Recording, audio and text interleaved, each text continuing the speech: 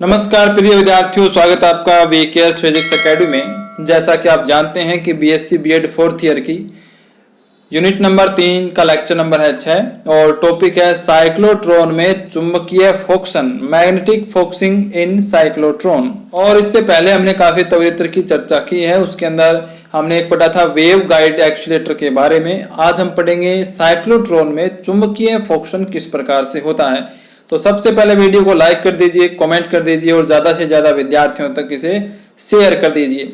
तो साइक्लोट्रॉन के बारे में आपने 12th क्लास में भी पढ़ा था, बीएससी बीएड सेकेंड ईयर के अंदर भी आपने पढ़ा था कि साइक्लोट्रॉन जो है वो कैसे कणों को त्वरित करता है और उसकी कार्य प्रणाली सिद्धांत क्या क्या है।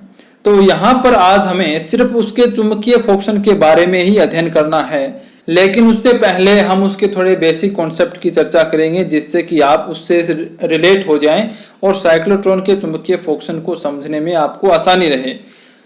तो जैसा कि हम जानते हैं कि साइक्लोट्रॉन के अंदर जो वर्ताकार पथ की त्रिज्या जो होती है उसका फॉर्मूला होता है R बराबर mv/q_b। ये आप वर्ताकार पथ की त्रिज्या के लिए फॉर्मूला ज्ञात करते हैं। अगर हम बात करें उसके आवर्तकाल की, तो आवर्तकाल का फॉर्मूला होता है 2πm/q_b। और अगर अर्ध आवर्तकाल की बात करें तो t बटे यहाँ से 2 हो जाएगा, पक्षांतरण कर देंगे और हमारे पास बचेगा πm/q_b। ये सब बातें आप पहले भी पढ़ चुके हैं। और आप ये भी जानते हैं कि साइक्लोट्रॉन जो है वो सिर्फ धनावेशित आयनों को त्वरित करता है, जैसे अल्फा कण, प्रोटॉन, ड्यूट्रॉन आदि, इनको ही वो त्वरित करता है, इलेक्ट्रॉन को वो त्वरित नहीं करता है। और इसके अंदर सबसे मोस्ट इंपोर्टेंट जो रिलेशन था साइक्लोट्रॉन आवर्ती का, जिसे अनुनादी आवर्ती भी यहाँ पे कहते हैं, साइक्लोट्रॉन का एक स्पेशल कंडीशन है कि F बराबर qb/2πm, जिसे साइक्लोट्रॉन आवर्ती कहते हैं। ये काफी इंपॉर्टेंट है, इसके बारे में आपने अध्ययन किया। यहाँ से आप आवर्तकाल भी इसका निकाल सकते हैं, इसको अपोजिट कर देंगे। तो इसके बाद आपने ये देखा था कि जो साइक्लोट्रॉन की जो डी होती है, उस डीज के अंदर जब आयन है वो गति करता है, रोटेट करता है, तो एक चक्कर के अंदर वो 2qv ऊर्जा ग्रहण करता है अगर उस आवेश को v वोल्ट विभवांतर से त्वरित किया जाता है। और अगर वो कैपिटल N चक्कर इसके अंदर लगाता है तो उसकी एनर्जी, काइनेटिक एनर्जी कितनी हो जाती है? 2n/qv हो जाती है। अब ये काइनेटिक एनर्जी यहाँ पे जब मैक्सिमम होगी तो उसके लिए इसको वेलोसिटी तो मैक्सिमम चाहिए। वो किस कंडीशन में होती है? v मैक्सिमम का मान कितना होता है? qbr/m होता है। यह जब आयन है वो लास्ट वाला चक्कर लगाता है, यानी उसकी त्रिज्या जो है वर्ताकार पथ की जब डीज की त्रिज्या के बराबर हो जाती है, उस टाइम पे उसकी वेलोसिटी अधिकतम होती है। यानी कि जब वो बाहर निकलने वाला होता है उस टाइम पे उसकी वेलोसिटी अधिकतम होती है और उसकी काइनेटिक एनर्जी 2n/qv के बराबर होती है। तो काइनेटिक एनर्जी का जो फॉर्मूला होता है 1/2 mv² मैक्सिमम। अगर मैं यहाँ पे काइनेटिक एनर्जी मैक्सिमम की बात कर रहा हूं तो हमारे पास किस प्रकार से रिलेशन आता है? बहुत ही इंपॉर्टेंट रिलेशन आता है। यहाँ से आप देखेंगे कि यहाँ से qbr/m है और अपना फॉर्मूला होता है 1/2 mv² मैक्सिमम। तो 1/2 यहाँ पर है, m मैंने यहाँ पे लिख दिया। अब जो v² मैक्सिमम की वैल्यू आप रखेंगे तो देखें क्या आएगा? q², b² r²/m²। फ्रीक्वेंसी में इसको चेंज करने के लिए आपको क्या करना पड़ेगा? देखिए F बराबर qb/2πm होता है। तो हमारे पास यहाँ पर q² है, b² है, m² भी है, लेकिन अपने बटे में क्या चाहिए? 4π² चाहिए, तब हम f² बना सकते हैं। तो हम क्या करेंगे? ke मैक्सिमम बराबर 1/2, यहाँ से 2π² से मैं ऊपर नीचे मल्टीप्लाई कर देता हूं तो ऊपर 2π² आ जाएगा, नीचे आ जाएगा 4π²। और यहाँ पे m जो है वो एज इट इज रह जाता है। यहाँ पे आपको m को क्रॉस नहीं करना है m² से, नहीं तो आपका f नहीं बनेगा, आवर्ती का रिलेशन यहाँ पे नहीं बनेगा। तो यहाँ पर आप देखें q² b²/4π²m², ये किसके बराबर है? ये f² के बराबर है। तो हमारे पास रिलेशन क्या आ जाता है? काइनेटिक एनर्जी मैक्सिमम बराबर 2π²f²r².m। तो ये बहुत ही इंपॉर्टेंट फॉर्मूला है, इससे हमें कुछ बातें पता लगेंगी कि अगर हम फ्रीक्वेंसी को कांस्टेंट रखते हैं, नियत रखते हैं अगर हम फ्रीक्वेंसी को, तो द्रव्यमान के बढ़ने से उसकी काइनेटिक एनर्जी है आयन की वो बढ़ती है उसी अनुपात में। जैसे अगर हम बात करें प्रोटॉन की, तो प्रोटॉन का जितना मास है उसके अकॉर्डिंग इसकी काइनेटिक एनर्जी आ जाएगी अगर आपका फ्रीक्वेंसी है वो कांस्टेंट है। फिर अगर मैं ड्यूट्रॉन की बात करूं तो ड्यूट्रॉन के लिए कितना आएगा, प्रोटॉन से तो डबल होता है इसका मास, तो इसकी काइनेटिक एनर्जी 2 गुनी हो जाती है। अगर मैं बात करूं अल्फा कण की 2 हीलियम 4 की, तो प्रोटॉन की तुलना में इसका मास है वो 4 गुना होता है, यानी इसकी काइनेटिक एनर्जी 4 गुना हो जाती है। तो यहां से हम देखते हैं कि अगर आवर्ती को निश्चित रखा जाए तो प्रोटॉन की तुलना में ड्यूट्रॉन की जो काइनेटिक एनर्जी है वो 2 गुनी और अल्फा कण की जो काइनेटिक एनर्जी है वो 4 गुनी हमें प्राप्त होती है। अब हम देखते हैं कि साइक्लोट्रॉन का जो डायग्राम था किस प्रकार से होता है, ये आप देख सकते हैं, पहले भी आपने पढ़ा है। तो यहाँ पे मैं नॉर्मली आपको डायग्राम दिखा रहा हूँ। ये आयन स्रोत है जो यहाँ पे इस प्रकार से राउंड लगाता है और लास्ट में जो इसका राउंड जब बाहर निकलने वाला ये होता है, उस कंडीशन में इस वर्ताकार पथ की त्रिज्या जो है वो इस डीज की त्रिज्या कैपिटल आर के बराबर हो जाती है। तो अब हम पढ़ेंगे चुंबकीय फोक्सन के बारे में और देखेंगे कि साइक्लोट्रॉन की जो सारी व्यवस्था है वो किस पर आधारित होती है। जब आयन की सर्पिलाकार कक्षा साइक्लोट्रॉन के चुंबकीय ध्रुवों N व S के मध्य तल में स्थित हो, तब आयन D1 व D2 D के मध्य अंतराल को सही समय पर पार करे, तब यह सिद्धांत जो है वो सत्य होता है।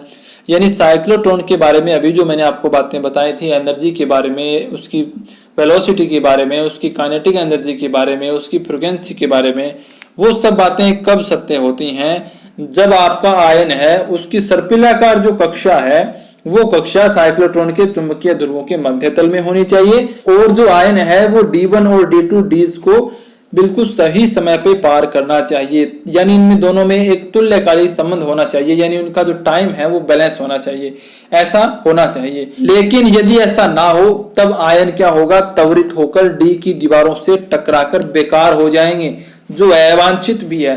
अवांछित का मतलब है हम न चाहें तो भी ऐसा होगा, अगर उनका टाइमिंग फिक्स नहीं है, उनके मध्य तल में वो नहीं है, तो जो आयन त्वरित होगा वो डी की दीवारों से टकराएगा और टकराने के बाद वहीं पर वो नष्ट हो जाएगा, यानी आयन पुंज के रूप में हमें प्राप्त नहीं होगा। तो इस व्यवस्था को सही करने के लिए, यानी इस अवांछित प्रभाव को कम करने के लिए हमें क्या करना पड़ता है, साइक्लोट्रॉन के ध्रुवों की बनावट इस प्रकार से हम लेते हैं कि जिन आयनों की कक्षा साइक्लोट्रॉन के मध्य तल में स्थित नहीं हो, वह भी चुंबकीय क्षेत्र के कारण लग रहे बल से मध्य तल में आ जाए। इस क्रिया को हम क्या कहते हैं, चुंबकीय फोक्सन कहते हैं। यानी चुंबकीय फोक्सन क्या चीज है कि जो आयन डी की दीवारों से टकराकर बेकार होने वाले हैं उनको बेकार न करते हुए हमें एक आयन पुंज प्राप्त करना है। तो उस आयन पुंज को प्राप्त करने के लिए हमें साइक्लोट्रॉन के जो ध्रुव हैं N और S, यानी कि चुंबकीय ध्रुवों की जो बनावट है वो हमें इस प्रकार से लेनी है कि उस चुंबकीय ध्रुव के कारण जो चुंबकीय क्षेत्र पैदा होगा, उस चुंबकीय क्षेत्र से जो बल लगेगा आयन पर, उस बल की वजह से वो क्या आ जाना चाहिए, सेंटर में आ जाना चाहिए। इस क्रिया को हम चुंबकीय फोक्सन कहते हैं। तो यहाँ पर आप एक डायग्राम देख सकते हैं जिसमें N और S दो ध्रुव दिखाए गए हैं और ये प्रक्रिया है चुंबकीय फोक्सन की, और ये है उनका मध्य तल बिल्कुल सेंटर के अंदर।